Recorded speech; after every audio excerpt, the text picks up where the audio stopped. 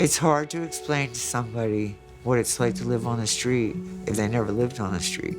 Most of the people out on the streets either have mental illness or they have an addiction. I just went over the edge. Ended up getting heavy into some drugs, and I lost my job. I became homeless. I was constantly heat exhaustion, alcohol poisoning. Like, I can literally say I was dying.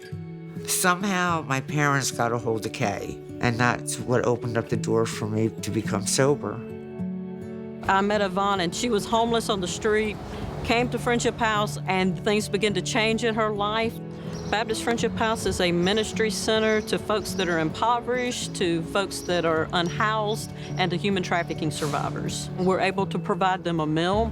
We're also able to meet those basic physical needs that others may have. It opens the door to minister to the spiritual needs so that a life-changing relationship can begin with Jesus Christ.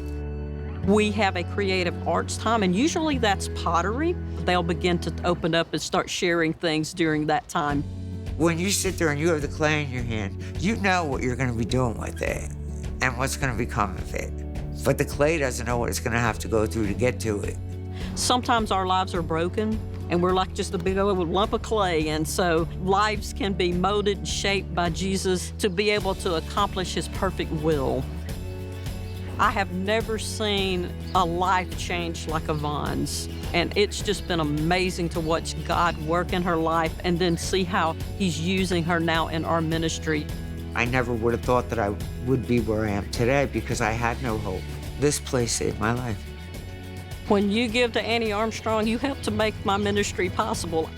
Jesus never gives up on you, and so we should never give up on anybody else.